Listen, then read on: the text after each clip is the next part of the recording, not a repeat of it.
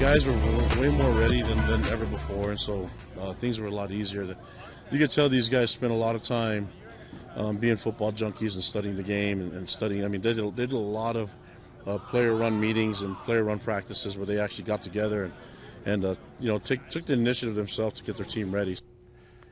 All right, head coach Kalani Sitake ready for the season. At least he hopes that he and his players are. It's close. What, about a week and a half out now? BYU football is just about ready to wrap up their fall camp, in fact, and then they'll start focusing on week number 1 opponent, Utah Tech. Locked On Cougars host Jake Hatch is with us now to let us know how camp has gone, who's impressed, and what to expect for the year, and just how high these expectations are. Jake, thanks so much for being with us this morning.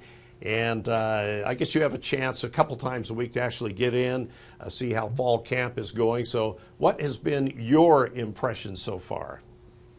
Biggest thing for BYU this year is they're expected to surpass the last 2 years where they've been right on the doorstep of making the college football playoff. And that's the thing that I think everybody understands down at BYU is that, hey, expectations are extremely high, as they should be. They've got a veteran-laden roster, but they want to break through, and they do want to play for a national championship, and that's going to require them being even better than they have been the past 2 seasons.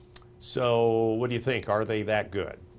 I think they are. I think that the way that they've built this roster this year, they've got veteran players across every position group, it feels like, and they're going to have to go out there and prove that every single week, because we have all seen them the past 2 years drop a game or two here or there that has ultimately cost them. I think the general feeling around the players and coaches is they know that they've got to be near perfect, if not perfect, in the regular season to break through. Okay, who are the standouts? Of course, we know the big names, L.J. Martin, as well as the quarterback, Bachmeier. Bear Bachmeier. Bachmeier, that's right. And so how have they looked? Of course, they're just a piece of the puzzle. Yeah, they are, but they are 2 of the major headliners and big reasons why BYU is confident in being what they're capable of being, is because you have the reigning offensive player of the year in L.J. Martin. You've got Bear Bachmeier, who a lot of people expect to take a major step forward from a pretty phenomenal freshman year as he enters his sophomore year. But beyond that, I think we've gotten quite a bit from BYU's defense. This has been a very good defense overall the past 2 years. Yes, they have a new defensive coordinator in Jay Hill. They have a new defensive coordinator in Kelly Papinga taking over for Jay Hill, But I think that he has got a lot of guys who have played a lot of football the past 2 years under Coach Hill that he can rely upon at every level of that defense. So pay attention to names like Isaiah Glasker and Kedu Luave at linebacker, Keanu Tanuvasa and Justin Kirkland are leading the defensive line. And then you have last year's sensation, Falatau Satuala, on the back end at safety. So you have got a lot of talent on that defense. And if it's as good as I think it could be, that could be a major strength for BYU. Yeah, absolutely. Now, as far as the offense goes, are we going to see more of a running game than a passing game this year? Well, if you believe what Aaron Roderick has been telling us in the media, they're expecting Bear Bachmeier to run less and throw more. Now, his whole thought process when it comes to offense is to be as balanced as possible. If in a perfect world, he'd like to have 50% run, 50% pass. And to have a running back like L.J. Martin, who's got a chance to break the all-time rushing record of BYU this year if he has the type of season I think he's capable of having, you're not going to take the ball away from him and say, hey, we're going to put the ball in Bear Bachmeier's hands and have him throw it. I think that they will strive for balance as they often do. But the nice part is you have capable players in the passing game with, I think, a wide receiver core that has really stepped up despite question marks about it during camp. And then you also complement that with L.J. Martin and the BYU running game. So I think it'll be as balanced as they possibly can be. But when push comes to shove, I do think they may lean just ever so slightly in the passing game's direction. Oh, okay. So as far as the wide receivers go, we lost some big names, obviously. So who should we watch for this year?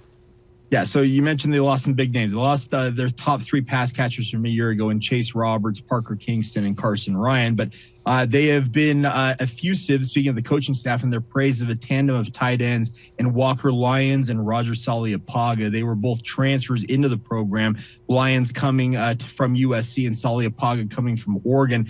They expect those to be on the field a lot together, to play a lot, and that is going to make up for what they think might be some question marks overall at wide receiver. But the nice part during camp is it seems like they have settled on a 4-man rotation at minimum at wide receiver. JoJo Phillips is the lone returning contributor from last year, and he'll kind of lead the unit. Kyler Casper, like Saliapaga, is a transfer in from Oregon.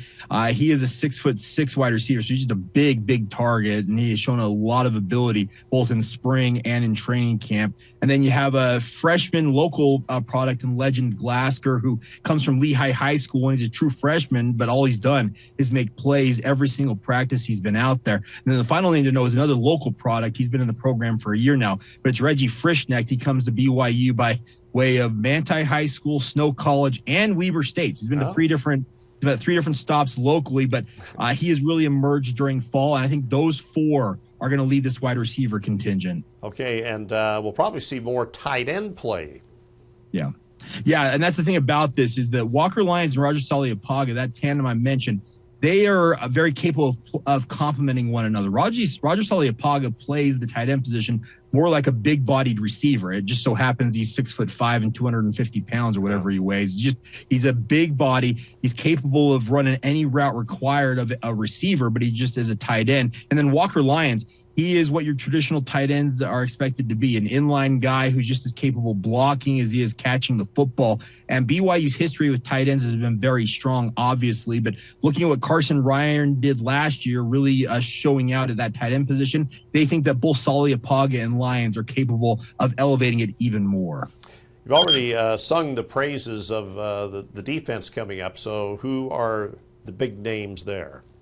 So you have the big names. I mentioned Keanu Tanavasa and Justin Kirkland. They'll lead the defensive tackles, and both of them are fifth-year seniors, guys who BYU hopes are going to be at their best this season. They're going to be complemented by a younger contingent of defensive ends, and that's kind of the big question mark for BYU is which of these defensive ends steps up. I think a guy like Nusi Taumuepeau is capable of doing that. They have a freshman in Braxton Lindsay who has turned heads during camp. You also have some veterans, Bodie Schoonover and Tausili Akana, who have shown out at defensive end. So the thing is, while you may not necessarily know which of these guys is going to be BYU's leading sack artist, you hope, at defensive end, the hope is that they've got enough bodies there that 1 or 2 of them does emerge. At linebacker, you go 6 or 7 deep of guys who have played Power 4 Big 12 football, and that's led by Isaiah Glasker. You have Kedu Luave, who's a big-name transfer coming in from Cal. He's a local product. He played high school football at Mountain Ridge High School, but he's been at Cal for the past 3 years, and he's excited to be home and playing for BYU. And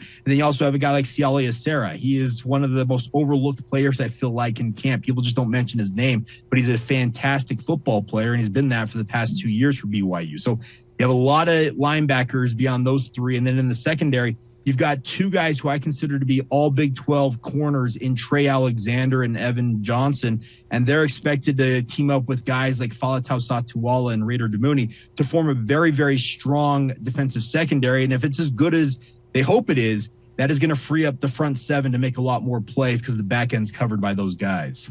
Wow, you're a data center full of information about Cougar football. That's awesome. I try.